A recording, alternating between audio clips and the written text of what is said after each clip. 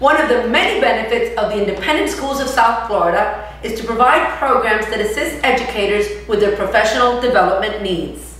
Our ISSF Committee Chair for Staff Development, Mr. Hank Langston from Gulliver Schools, will be presenting our first ISSF webinar on the teacher certification process. We hope you enjoy it. Good morning. As you watch this seminar today, be sure that you watch or download the ISSFschools.org website for the step-by-step process. I will first cover the initial application process, followed by the renewal.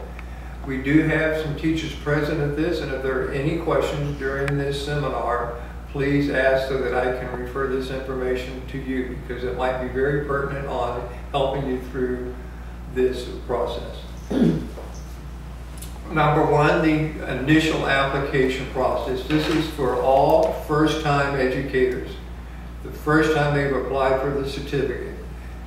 You must get online and you go to the fldoe.org website. That'll bring you up to the application process, and you're going to follow that step by step. The main thing to remember as you go through the process, the only things that you need to submit to the Department of Education for the initial application process is: 1, filling out the application online. 2, once you complete that, at the very end you will receive an ID number, which is actually going to be your passcode.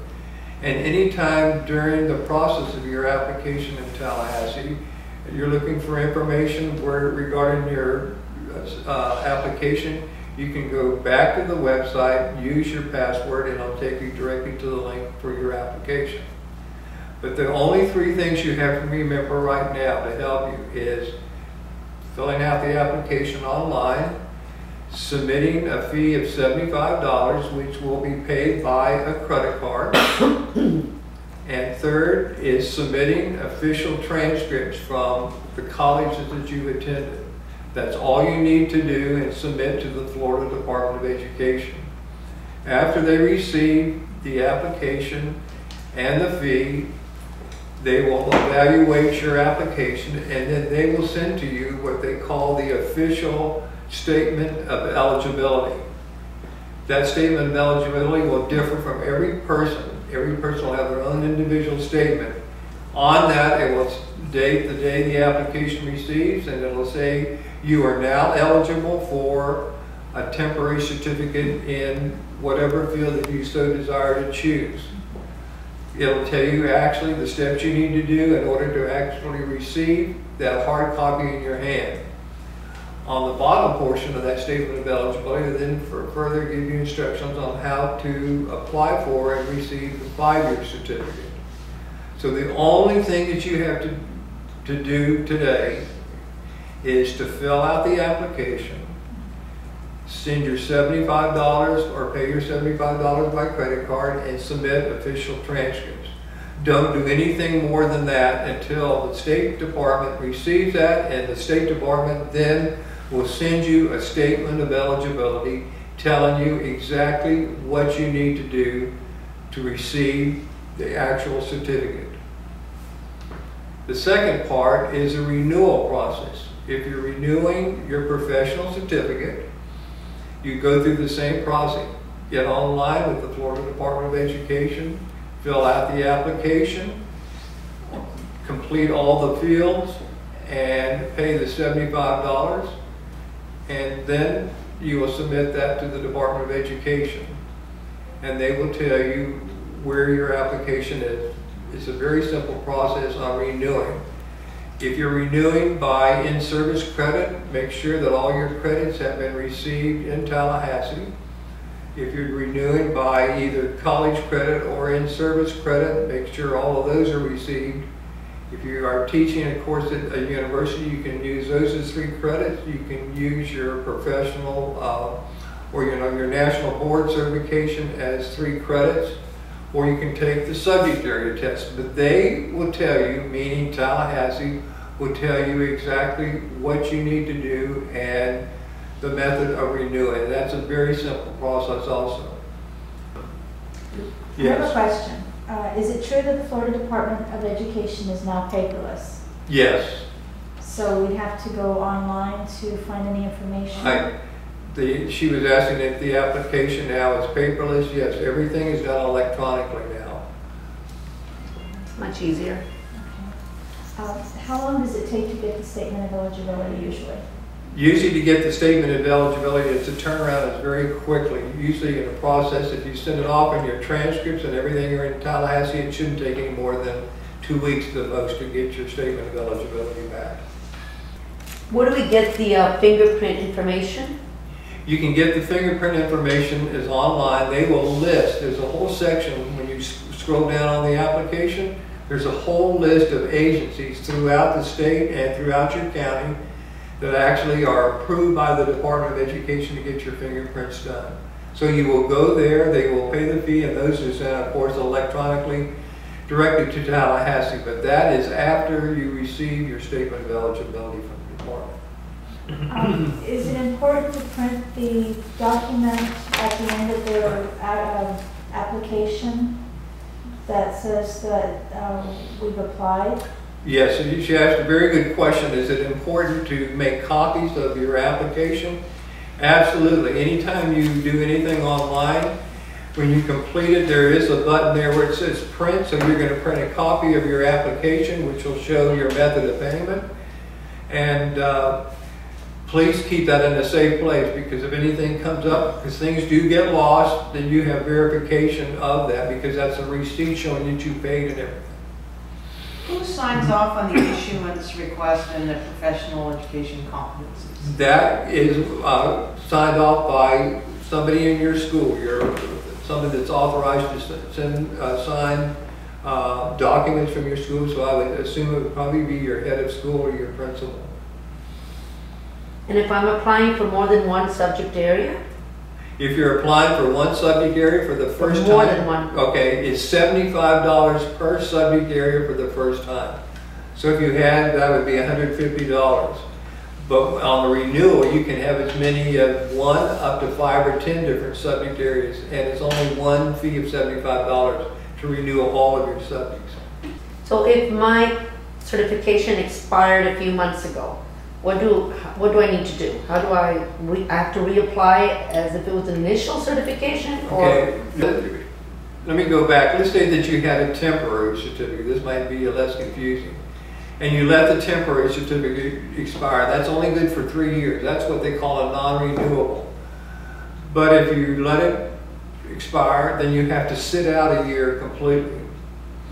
And if you let it sit out a year, then you can apply for a brand new 3-year temporary certificate, which will be good for another 3 years, but you'll be out for a year. Some schools will permit that, some won't, but just so be aware of that, because you will not be certified for 1 full year. If I let the statement of eligibility expire? No, not the statement, let your actual certificate. Actual certificate. And if I want to go into a master's program, I have to have the certification active. It can't be during that 1 year that I have to sit out. Right. And for the master's program, some schools require you to have a valid teaching certificate to get into a master's program. Some don't. It just requires on what the program is that you're going to go into. The school. Right. When I was talking about now going back to the renewal, if you do the renewal and then you let that expire, you will go through what they call a reinstatement, which is easier. The reinstatement would mean you're reinstating obviously your former 5-year professional certificate. To reinstate, they will tell you exactly what the steps you need to do, but there's an easier process on reinstatement than going through getting a temporary, then changing the temporary back to permanent. But the main thing I can stress with all of you, one thing I'm telling you is make sure that you watch your certificate expiration date very carefully. You don't want to let that certificate expire. Please do not let it expire. And if it's a temporary, make sure that you have completed all the requirements on that statement of eligibility. So at the end of those 3 years, you can then apply for the 5-year permanent certificate or the 5-year professional certificate. But that's the important thing, is do not let these certificates expire, whether they're temporary or the renewal. And another question that comes up is if you have an out-of-state valid certificate from any of the 50 states, all you need to do is apply again online, pay your $50, have the transcripts submitted from the schools that you attended, and a copy of the valid certificate from the state that you have the certificate from, whether it's New York or California, and that's all you need in order to get a Florida professional certificate. It's through reciprocity. The only step, and I'm not including that, would be fingerprinting, but they would tell you all that. It's a very easy process. Question. Are all professional development credits the same, CEUs and master points? The only professional credits that can be used for the renewal of your professional license is approved in-service credit hours, and those are through different agencies that your schools may be associated with. The credits that you can take from some of the universities, the CEU credits are not acceptable. They have to be, in Florida that is, they only can be in-service credit hours. And again, how early can someone apply to renew their certification? You can actually apply 2 years out. They encourage you to apply a year, but you can apply 2 years out for the renewal of your professional certificate. And one other point is if you have a 3-year temporary certificate, and any time during that 3-year period you have completed all the requirements for a 5-year certificate, you can apply for that 5-year certificate anytime. You don't have to wait until the end of those 3 years. What happens if somebody makes an error on their application? Like a subject area is incorrect? If they make an error on their application, they can go back in to the website, bring up the application if possible, and if you cannot make the correction, then what you need to do is call directly to the Florida Department of Education and their telephone number, on the 800 numbers on there, and tell them what the error was. Because normally what you would do is if I applied for math, sent the application, and of course, you know, when it's electronic, it's beginning to get processed, and then you realize that you made a mistake. Then what they're going to say, then in order to correct that, you're going to have to go back and reapply for, let's say it was English, which you really meant and you missed it. Then you would have to pay another $75 to get a statement of eligibility for English. So I'm glad you brought that point up, because it's very, very important that when you're filling out this application online that you look at it very carefully and make sure that everything is correct. One thing that I find quite often, there were errors on people, believe it or not, when they're putting their name down, they misspell their name. Sometimes they put their initials are incorrect, and if you do have a middle name, I encourage you to put your whole complete name, your first, middle, and last name, because for security purposes it's better to have your entire name. And if not, if you just have initial, make sure that the initial is on there. Question, how about test requirements? The test requirements? At the present time, the test requirements for the state of Florida, you must take the subject area test, which obviously would be the subject that you're certified in or temporarily certified in. You must take the general knowledge, and you must take the professional test. Those are the 3 tests that they require. Now, I've told a lot of teachers, they say, can we go ahead and take all those tests now? And I said, the only thing I'd like to caution you about that is the general knowledge test actually covers materials that you attain basically during your freshman and sophomore year of undergraduate. They're just basic skills. The subject area also would cover what your major was. The only concern I have is with the professional, because when you're applying for the professional test, part of the requirements from the State Department to get that is they will list additional 15 hours of coursework that you must take, which would be curriculum development, diverse population, classroom management, etc. And all the information in those courses are actually on that professional test. So To take a test and pass it or fail it is quite expensive, particularly when you have to retake it because it's almost double the cost. So I would wait until the very end of my process before I took the professional, make that the last one. Where can you get information or guides about the test? You can do that online, and there is a place there on the application process where you can actually order these professional or test guides. And I think they're about $5 or $6. They go up a little bit. They're in the ballpark about $5 or $6. And it's a very simple guide, but what's nice about it is the first part of the test booklet are questions regarding subject area, general knowledge, or professional. The back part is actually the answers to the questions. So it gives you an idea of where you are, because I've had teachers that, for instance, that are certified in physics, that I encourage them to take math because there's so much math and physics. And so I said, so then you're getting double certification in physics and in math. Because I think they would be very logical. They would pass the math portion if they're in physics because there's so much related. So then I have a lot of English teachers take social science or vice versa because they may have minored in it. So there's a number of ways of looking at it. So when I'm talking to the teachers, I say, you have quite a few hours in this. I would maybe encourage them to do that. And for subject area, do you have a time limit which you can add a subject area? No. You can, she asked, is there a time limit on when you can add a subject area? No, you can add the subject area anytime you want. You can add it to the temporary or the professional. So you have those options for either certificate. You can add another field if you'd like.